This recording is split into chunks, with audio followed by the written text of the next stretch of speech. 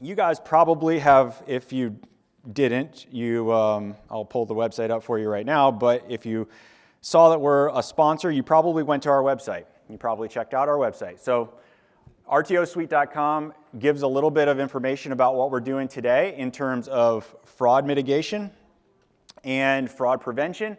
And this is I want you to think of today as like a brainstorming session, because we want to solve this problem with you.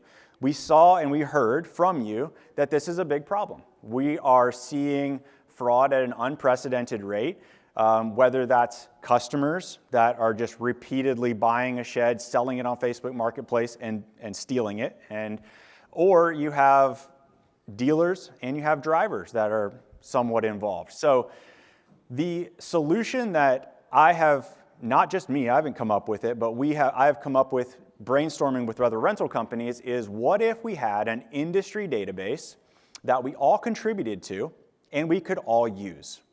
Would that solve the problem? Being able to track bad actors and incidents so that we can prevent this from happening to other companies. And predominantly, yes, I think that is the right answer. I think that that would solve the problem. So that's what RTO Shield is. So today, we're releasing RTO Shield as the first product in the RTO suite of products. So today, I'm really just going to talk about RTO Shield. RTO Shield is what we feel like we can together create to help solve the issue of fraud. So today I'm actually going to do a demo. I'm going to show you the software, and it's going to be a lot of Q&A. So we're recording the event. We're going to be able to take this back and actually do product development on this event. This is like Q&A, so I really want you guys to be involved. I'm going to show you, and I kind of briefly, just if you didn't go to the website, give you a rundown of like, what is RTO Shield and how does it work? A few, of course, flashy stats here, but we estimate that the average RTO fraud incident costs over $2,500. ShedSuite already has a lot of contracts inside of our software, and so we're going to be able to, not just with ShedSuite, but with the agreements and the partnerships we've had with rental companies already, we're going to be able to get the database going really quickly, and it's with all of you guys' involvement. It's like a social network effect. It doesn't work if all of you decide, I'll wait and see if this will work. It won't. It won't. I need the buy-in of everyone. And so the ask today is, do you think that this will solve the problem? And if so, are you willing to help solve the problem? If you're willing to help solve the problem together, we will be your trusted software provider to be able to host the database, secure the database, and be able to give you access to it. So think of it as your private database of your incidents, but on top of that, you get access to everybody else's. So that's the way I want you to think about it. You can use it for internal operations if you don't have one. Every time you get a new contract, if you're not already checking a list of accounts that you already have, you can do that here. If you are, great, you should add them here and then keep adding incidents to them and adding new accounts so that you're helping the rest of the industry. And when you get a new contract and you hit the database, it'll show you if that contract exists, okay? So fraud is the single greatest threat to your profits. I don't know if that's a perfectly true statement, but it is a big threat to your statement, to your profits. So first payment defaults are costing a lot of money. We don't really have, some companies have like internal, if you want it, we don't call RTO Shield a blacklist of any kind. It's just a database that records incidents of customers, but you may have an internal blacklist, and that's okay, that's you. If you don't, this is actually going to really help a lot. And so what we're trying to do here is create a really low barrier to entry. RTO Shield is free to sign up. You can sign up today. It doesn't cost you anything. And it'll charge you $1 for every lookup that you do. The way it works, though, is if you do a lookup, that customer is tied to you for life. So when you do that lookup, that customer now goes into your active customer records, and if somebody else adds an incident to that customer, you get an email. So now you know if there's something else happening, and you can proactively reach out, or you could just in office, hey, let's put this customer in a different bucket. There has been an incident reported on this customer. We're not going to do anything, but we know this is happening, okay? And we have this concept to actually earn each time you add incidents to matched profiles. So if you're doing what we all need each other to do, it could almost be free, because you are paying $1 to look up a customer and you're getting reimbursed to add an incident. Because the fact is, the profiles aren't the valuable part. The incidents are the valuable part. You know, we have all the profiles. What we need to know is, has there been a bad incident? So as we go, I think that we can automate this. We'll add it. I mean, obviously, RTO Suite operations will have this integrated, so anytime something negative happens inside the operations software, it'll update RTO Shield. We're hoping that we can open this up to other companies, other softwares that are managing contracts, that they can just automatically pull in using the API and post incidents, so that it's not manual work. It's very automated. It updates the network, and over time, 5 years from now, this network, this database, could be very, very valuable. It'll be very full. It will have a lot of customer data in it. It will also have a lot of dealer data and driver data if we get there. There's definitely some concerns there that I would love to talk about with you when it comes to those, you know, types of profiles. So yeah, my ask today is pretty simple. Let's work together to solve the #1 financial threat in our industry. We look them up. You can, of course, sign up for free. All this stuff is here. I've already talked about, you know, RTO Shield is our first product in our series of products that we're going to be launching at RTO Suite. Ops is coming in 2026, manage your core operations. And then one of the things that we've really seen as being really valuable, and a lot of customers are rental companies. They come to us, companies that are getting contracts out of Shed Suite, say, hey, you know, it'd be really awesome if you guys would offer us a portal to be able to have an app on our app store, on the app store, like a ABC Shedco app, like a Bank of America. You get to download the app and log in, and our customers can use it. Our customers can log in, make payments, and all this stuff. So that's one of the things that's really high on our priority list for 2026, to be able to give every one of our RTO Suite customers a white-labeled mobile app that's on the App Store. Okay?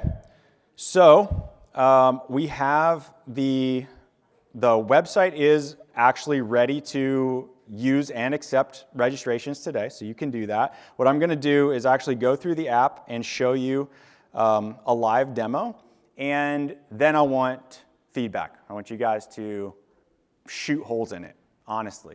Like, seriously, we heard that this is a problem in the industry. How do we fix this together?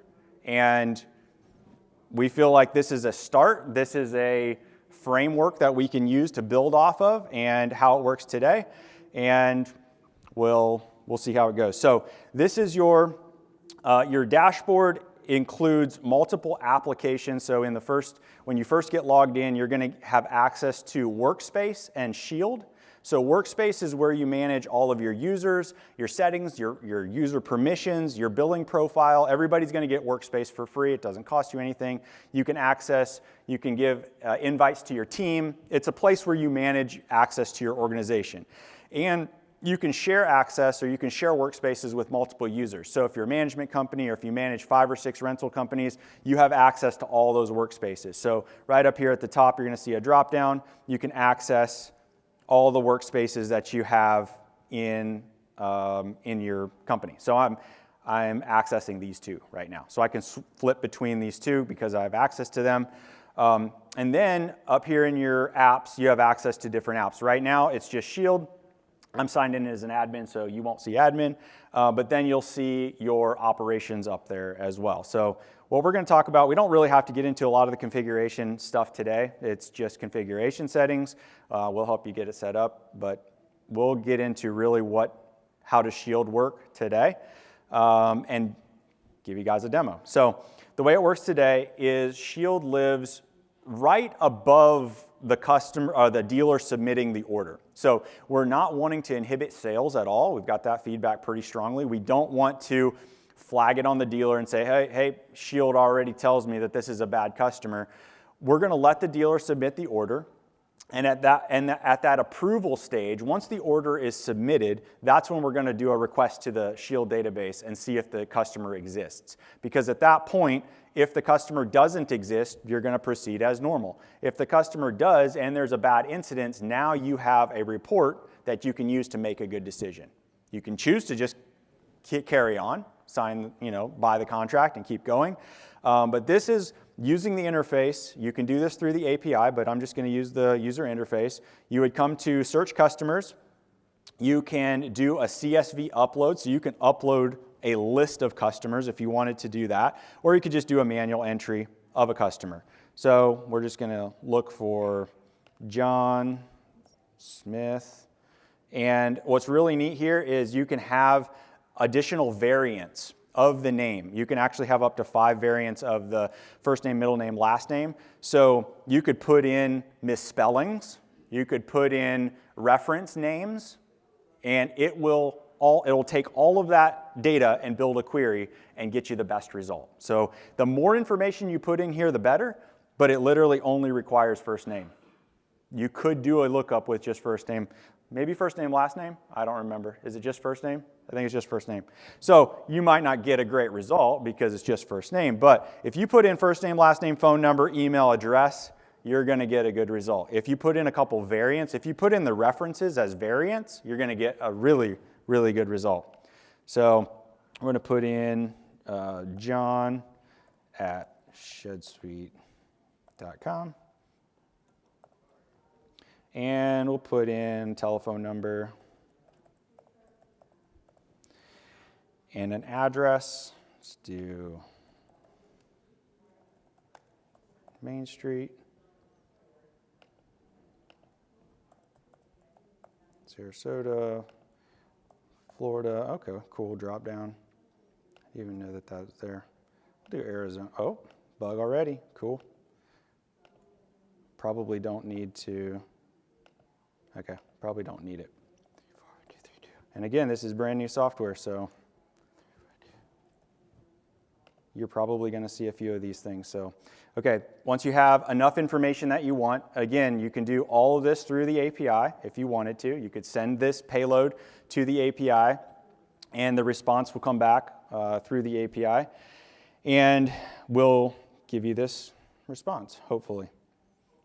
You know how live demos go, so let's go. Perfect. All right. Asher. Fortunately, we have the lead developer in the room, so. Hey, everyone. This is a good time to introduce you to Asher. So you can see I did not bring my slippers and I cheated us. But Asher's from Utah. He's been working with ShedSuite for over a year now. He's been building core features and products for our ShedSuite product. And about, probably a year ago, we had the concept, let's start building RTO Suite. And so he actually has been building on the back end the RTO Suite operations, the contract management software. And about 3 months ago is really when we learned from our customers that fraud is actually a really big problem. And from what I can tell, there's really nobody working on this, from what I can tell. Now, there's a lot of people that are working on RTO contract management, and that's great, but is there somebody that's really working on fraud prevention? And we didn't think there was. And we thought, hey, I think this is something that we could build relatively quickly. We can make it a low barrier to entry, and it can impact everyone. It can actually be useful for everyone. So we kind of switched focuses for a little bit. We just switched our dev power from the operations side to the Shield side for the last 3 months, and this is what we built in the last 3 months. So this is what we wanted to release today, and then by Q2 of next year, we want to be able to release RTO Suite operations. So we won't talk about our operations too much today. Really, it's just Shield, and we'll see if we can get this going for you. So this is a good time for Q&A while he works on that. So let's talk questions, problems, ideas. I would love to hear from you. Will the database be shared across all companies? Yes. Given incident? Yes. So the way it works, everybody gets access to the same database, but you have to be a registered rental company. So when you sign up, you can sign up for free, but our admin team verifies you.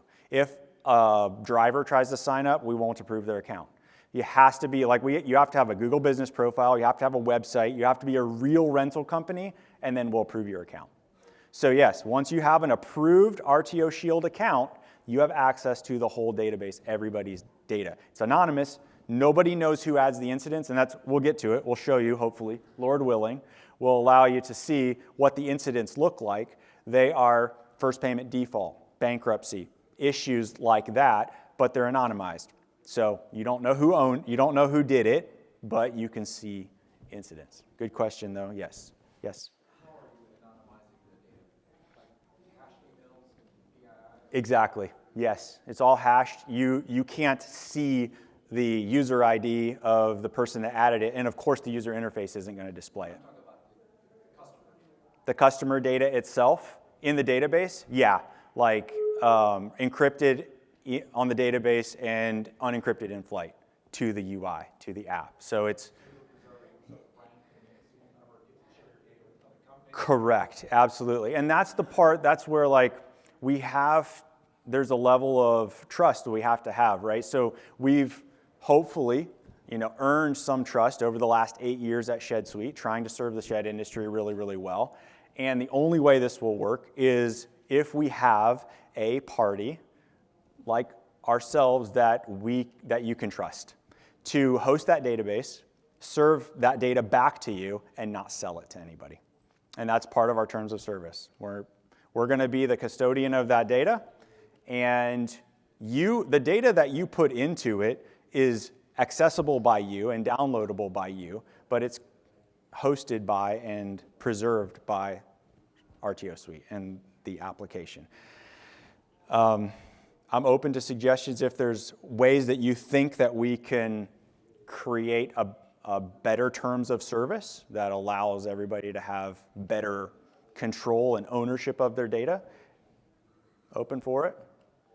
I don't know how you can do a shared database like this and not have a trusted party that is managing it, unless you build it on the blockchain, which would be amazing, but I just don't think we're there yet.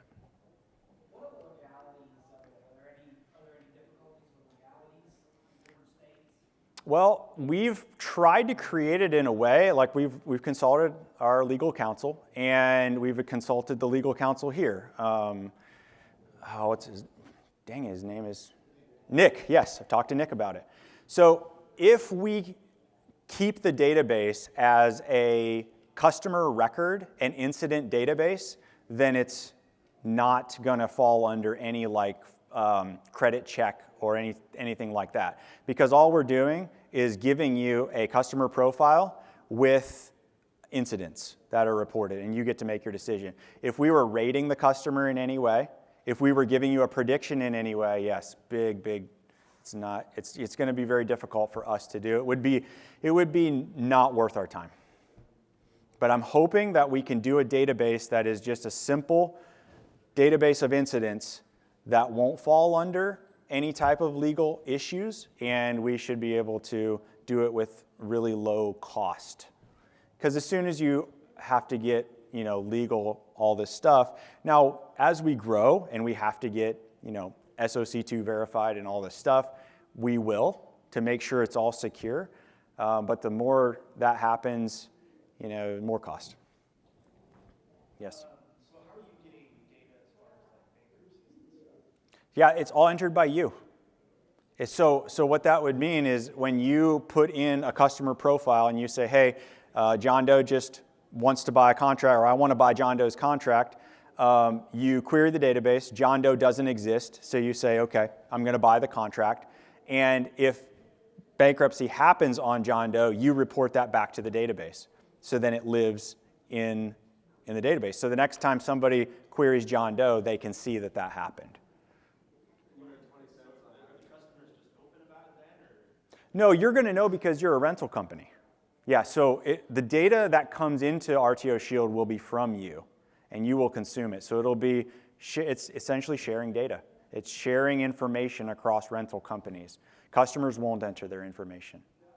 You compensate for sharing, right? Yes, that's part of it. So our plan at this point is to do $1 per lookup, and you get 20 cents per incident that you add. And so it'll be kind of this wallet system where it'll just be all tracked. So hopefully it will, and I don't know if this will be the right pricing model. Maybe you'll be like, we owe you money. I don't know if it'll work, right? If you're adding more incidents, we have to adjust the pricing. But the idea is, I think in the beginning, we have to incentivize you to add incidents or else you won't do it. Maybe I'm wrong, I don't know. But that's part of the business model and plan that I have to incentivize use. I've got a question back here first. How's John Doe consenting to have his information a part of this database and then shared with potentially hundreds of rentals? That's a fantastic question. I don't know. Do you? Yeah.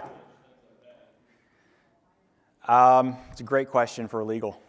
We'd have to just consult them and see. Does it have to be on every? Do you have to have like a consent to share data to RTO Shield on every contract? Okay.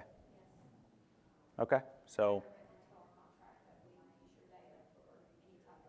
fraud prevention, and it could potentially need to be specific to this database. I don't know. Yeah, that's a great question. Yes. I understand you're walking a very fine line of it. You're not a reporting agency. But if we look up this data and we make a decision whether or not to extend credit to someone based on that data, that puts us in, it feels like it puts us across the line. Do you have any insight on that? Because then we're, for credit reporting, we have to tell the customer, we denied your application based on reporting from this individual. Do you? No credit checks. Sure.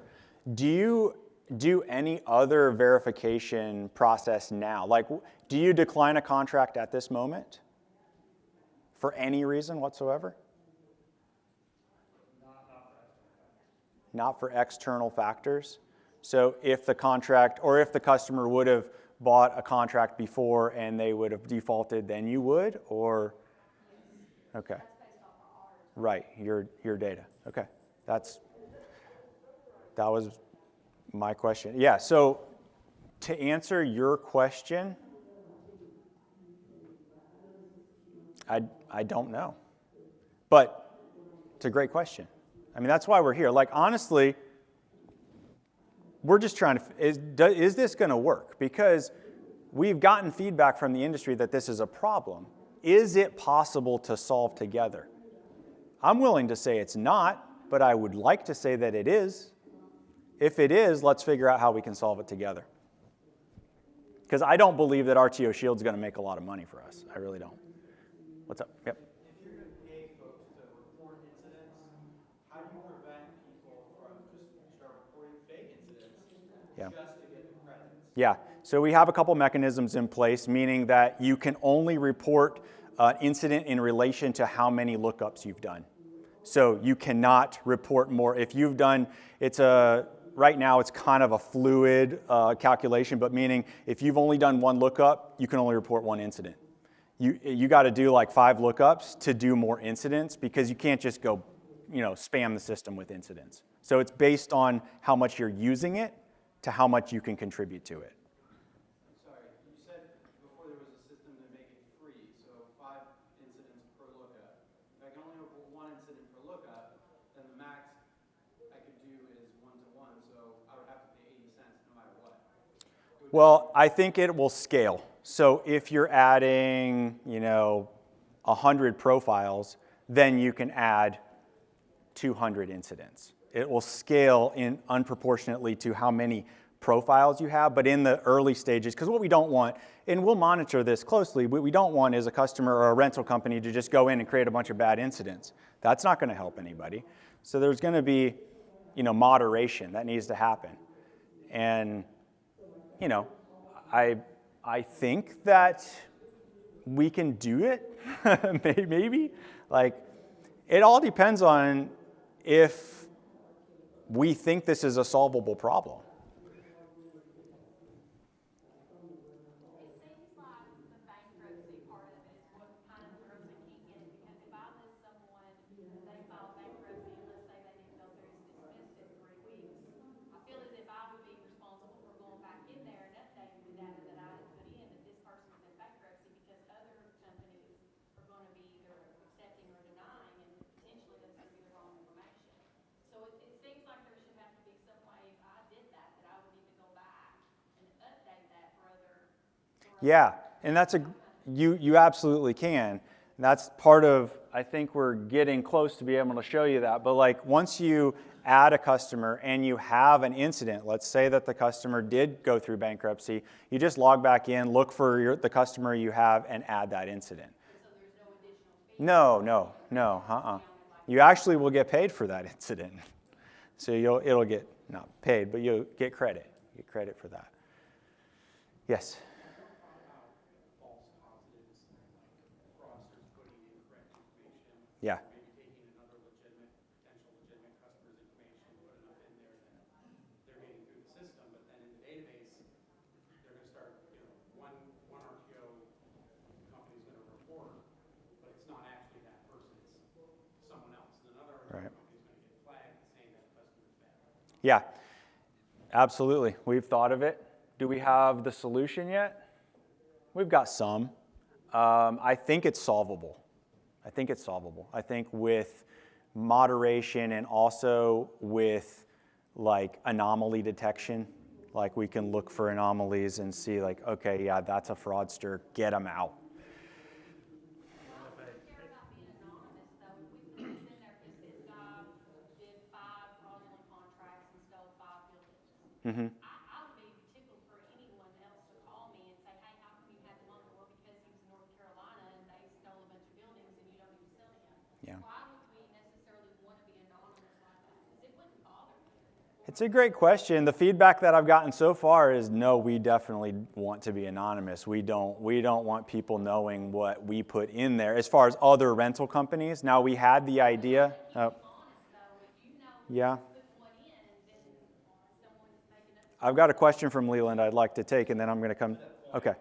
Yeah. Just as feedback. Yep. You could put an opt-in where someone said, hey, I'd like to reach out to this person who created the incident. That's actually an excellent idea. Get a request. So, And prove, say, oh, sure, I'll talk to you. Or 100%. So Asher actually had the idea to create an anonymous chat inside the application where you can initiate a chat that initiates a chat with the other account holder, and it's all anonymous. So you could actually chat with each other, then share your name if you want, but you don't have to. So it's like we know who created the incident, we know who is looking it up. We can connect you to, but it would be your choice whether you share who you are and what your information is. But Leland, do you have a? You were going to be. I love it. There's a switch that we can turn on for your account, and we'll toggle it on for you. Yes. This is going back to bankruptcy, since I deal with a lot of that. Okay. When you're entering these incidents, are you asking for the active bankruptcy number for that particular customer? Because you'll be surprised how many John Smiths are in the system, how many John Smiths are in the middle district of Florida, and they don't have the same socials, driver's license, anything. You need that bankruptcy customer, the actual claim.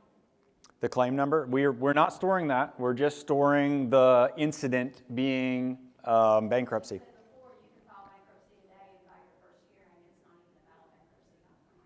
Okay. I mean, that's a field we could add. There's a lot of like flexibility here. We're still trying to figure out, is this a viable thing? Can we even do this? So let me show you what we have. You got this going here. So I'll show you a little bit more about what it looks like to get to. So you did a customer query, right? And you pulled up a customer. We can see here that the customer, when you do a query to the database, you can add your serial number if you want. This is just for your reference. Nobody else is going to see your serial number, just you. But you can see it. So if you wanted to, I think it might be mandatory now. Is it mandatory? Okay, it is.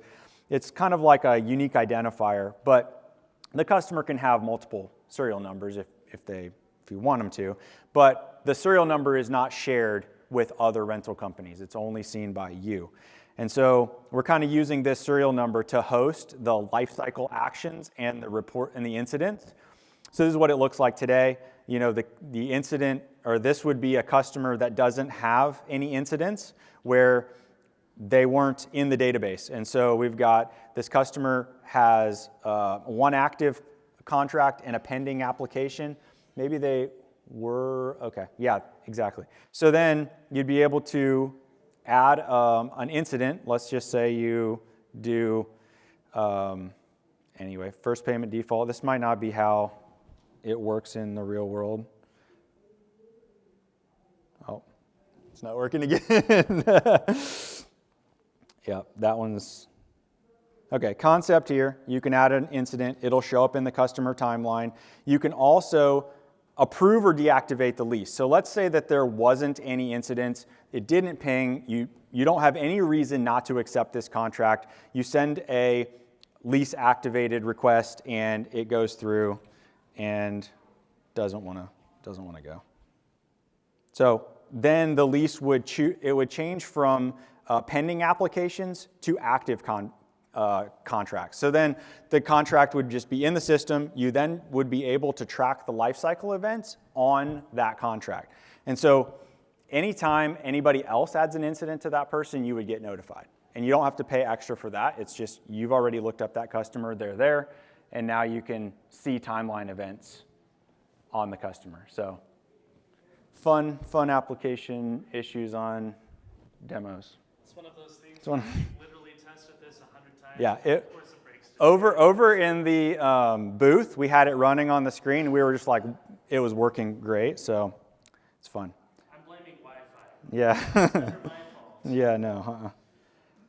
Okay, more questions. Keep them coming. We have about 10 more minutes.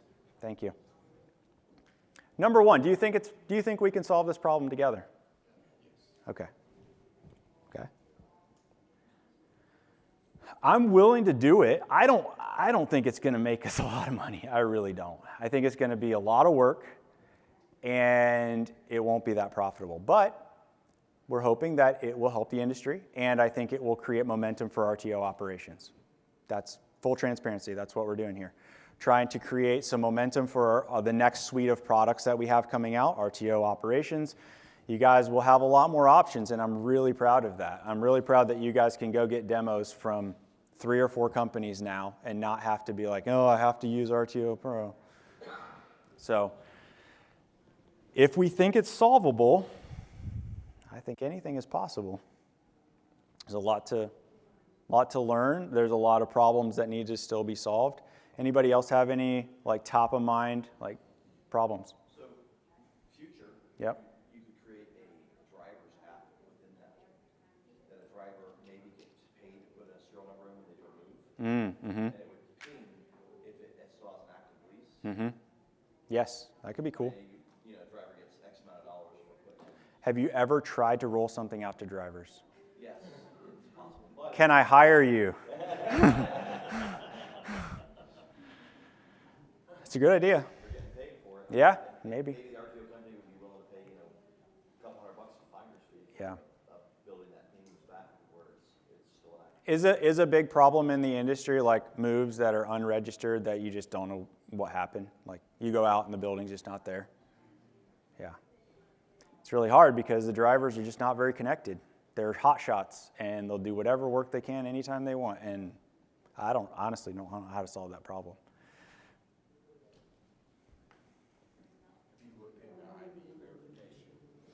Yeah, we could. I think that you start to get into a lot more of deeper personal identifier information, which if we can just stick to first name, last name, email, phone number, and address, and some references, that would be ideal. I don't want to store social security numbers in here. Driver's license would be, but could we? Yeah, we could if that's necessary. I wanted, yeah, it could. Yeah. We're seeing that a lot of our fraud is with fraudulent ID. Okay. Credit card, Okay. Okay. Yes. What's the process of reversing something that say that was entered under Jane Doe, but there's 5 Jane Does in the system? So did you show, can you do a new lookup? Because I didn't see that, and I can kind of walk them through this. When you do a new customer lookup, what it looks like when you do a new query. It's probably not going to load anything at the moment. It's like fully broken. You guys broke it. You guys destroyed it. So when you do a full, like a new lookup, it's going to pull the best matches. So like this one, no results found for this first name, last name, email, phone, and address. So if it's in the system, we don't have a lot of data right now. It's like brand new. But if there's a lot of records that match, we'll show you the top 10 results in a like algorithmic way. This is what we feel like matches the best to the worst. And so you can like look and see, okay, phone, email, and address match this one. Probably this one. And then you can choose that one. So you get 10 results back. What's the process of removing something, right? Of removing a profile? Don't have one yet. We can add it. An incident? Yeah, we can add that. You just need to be able to reverse an incident. I would say it'd be extremely reasonable that if you add an incident, you should be able to delete it. I would think. You might have fired an email to somebody if you added an incident that they go look for it and it's not there. But would you think it's the biggest problem is just like incorrect data entry, like I just entered it wrong? There's got to be some kind of gatekeeping to where, I'm not saying anybody would do it, but if somebody gets pissed off, the RTO company says, hey, I'm going to take you down, you're not going to be able to go anywhere else now. Yeah. I have a perfect example for that. I have a father and 2 sons. They're all, let's just say, John Smith the second, John Smith the third. John Smith, the dad, perfect customer. John Smith the second, the swindler. John Smith the third vanished. If you don't have the correct information in there, if you don't have a birthday to go off of, Yeah. how do you know which one is which? They're going to give you all the wrong Yeah. information. So what's your suggestion? How would you just need more data? Like, You're going to need more data. You're going to have to go further on the legal side of things and ask for a birthday, driver's license, something for it to be, for it to Yeah. protect us as well as them. So, can I ask a question? Let's say we added a driver's license. And what I can do to make driver's license work and keep us still safe on the back end is before it gets transferred over to the back end, it gets hashed, scrambled up so that no one can decrypt it. But if you enter the same exact driver's license, then it gets hashed to be the same thing. And so we know, yes, it matches, or no, it does not match. Do you think that's going to... What's that? Could it autofill so there's no typos direct from the ID? oh yeah, getting the ID into the system would be the trick. Especially if you're using an API, you would have to in text get it through the API. Through the user interface, could we create an ID scanner? Yes. Yeah, but you'd have to have a phone or a camera on your desktop to be able to scan it. It'd be a browser. There's some limitations there. Could it? Yeah, you can. So is just that yes, no enough, you think, to kind of give that clarity of mind? Okay, at least the ID matches here, so it's probably this John Smith. It's like I would love to have a birthday to fall back on, because even with bankruptcies, Yeah. you need a birthday to run most of those, if not social. So something to identify Okay. them as them. Yeah. Yes. All right. Sounds like that's a yes. That Yes. if the ID matches, then you got yes, it's a match. But adding additional fields would be very possible. We wanted to keep it as simple as possible because we don't want you to have to fill out 57 fields when you're doing a lookup. But if you Also, wanted you want to, to make sure that it's the right John Doe. yeah, right, yeah. So then we're adding driver's license, maybe, hopefully, potentially a social. Could you go out and grab third-party data and show that to us too, versus just what we enter? That's absolutely. It's something that we considered. Here's the thing that I would love to know, okay? Sorry, Jason. No, you're I don't good. mean to take over. Absolutely. So let me ask you guys this, okay? like, obviously, right now, the way it stands, we need all of you to come in for this thing to be valuable. But what I want to know is, how can I make this valuable even if no one, it's just you, right? And so one of the things that we could do, if we do get that social, maybe we could do a lookup and pull in some additional information. Like, let's just open it up. Like, what would you want to see? I think first-time data would be more valuable than what everyone else mentioned. But I think the majority of customers are coming in on a first-time basis. Yes, there's a bunch of repeat problems and fraudsters, but I still want to know what my first-time customer is going to potentially look like. Yeah. What So is when you say third-party data, like, what comes to your mind? I mean, just all like credit reporting, stuff like that. You can't public information that's So available on everybody. social profiles, Tons of data, past addresses. tons of data banks that you could pull from. Yeah. That just give us like basic information, and you don't have to like present it in a way of like credit profile. Just data. Data we can make our own opinion based. We can just scrape the web basically for that person. Back there, I see some conversation going on. Yeah. What's going through your minds? Well, I was just saying what he's describing is useful, but it sounds like a separate product from what you guys are developing. So it's kind of answering Asher's question though. You would be asking them to add a whole separate section of essentially a credit check is what you're describing that you want them to do. They could just be additional data, like on the customer. Like if you click the customer name, you'd see like all this additional data. The question we asked is there a way we can make this valuable for if just one of you wanted it?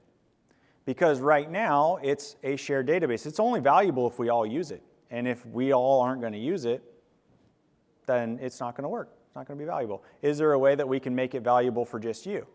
Got to wrap it up. 3 more minutes. So if we could create a system for that, like basically housing your inside list so that you have your own, database, maybe that could be valuable. Well, guys, I'm the nerd, the geek, okay? But I would love to talk to you guys because I know there's so many ideas here that are percolating that we don't have time for. So please, I'm the weird guy here. Find me, and I would love to hear it, okay? Because there's so many things. Fraud is a huge problem in the RTO industry, and we're going to do our best to freaking solve it, right?